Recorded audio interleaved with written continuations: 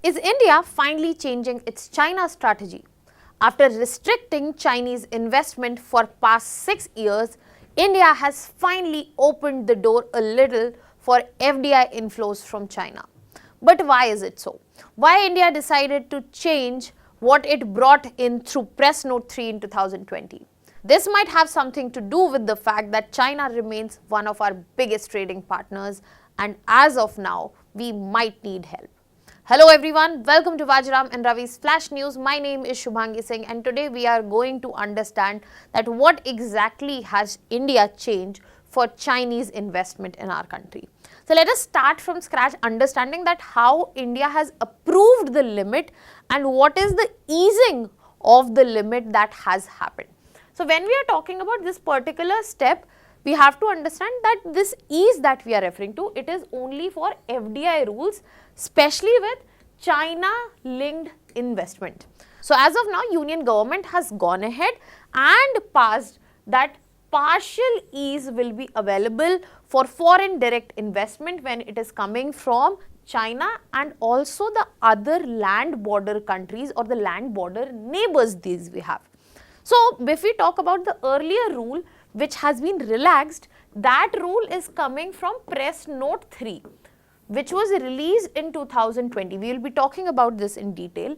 And now this new policy is going and releasing. Now this new policy is relaxing the terms that were set in Press Note 3. So the new policy will only allow 10%, and please remember 10% of non-controlling Chinese ownership. That means the hold and sole control should not be oriented towards Chinese ownership, and that will be allowed through automatic route. Please remember again, in certain cases. Whatever are the investment proposals in the selected segments, they will be cleared within 60 days. So this is definitely, the idea here is to bring in capital. That means we want economic engagement with China, yes, but this 10% clause shows the fact that we want limited engagement, we want to be in control, and we don't want to put complete restriction because we might get advantage by opening the doors a little bit. So if we want to understand this better, first we have to understand why were the restrictions placed and what is exactly Press Note 3. So when we are talking about Press Note 3, basically it was a foreign direct investment policy amendment that took place during 2020. That means COVID came in and this amendment policy was brought in. Now this amendment policy was only for the countries which have land borders with us. That brings into the picture China, Pakistan, Bangladesh, Nepal, Bhutan, Myanmar and also Afghanistan. Now, any investment coming from these 7 countries required government approval. The whole idea of bringing it in 2020, specifically COVID, was to prevent any of Indian firms during a difficult emergency-laden time.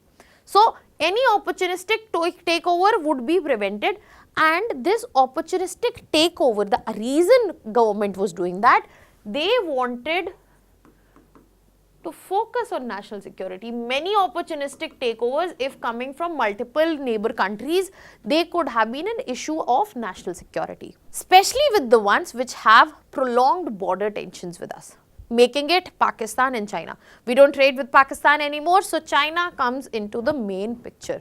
Now this was brought in by DPPIT, by Ministry of Commerce and Industry, and this has been the main restricting amendment policy where no Chinese amendment came in without government approval. Now government has opened the doors for 10%, and that is only when that is the non-controlling stake. So I hope now we are clear that what government has introduced. Now we will be moving to understand that what are the key changes that are happening.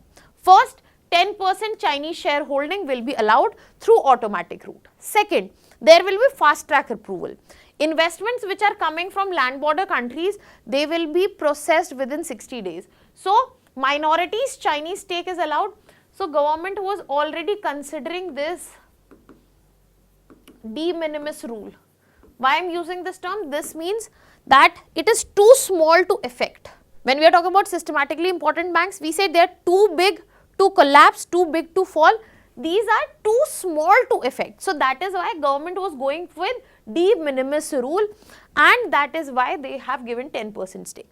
Now the whole focus of this change is towards manufacturing sector.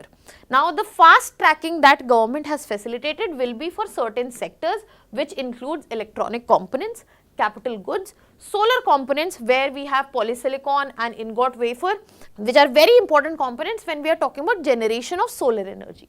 Then battery components and also rare earth proceeding. Government has also brought in certain security safeguards. For example, majority ownership they have mandated that it must remain with the Indian owner. Second, strategic sectors, they still will remain under very strict scrutiny and they will not be given automatic route or fast track approval as well. So in this context, government has opened the door but limited. That means government has put in their foot in the door.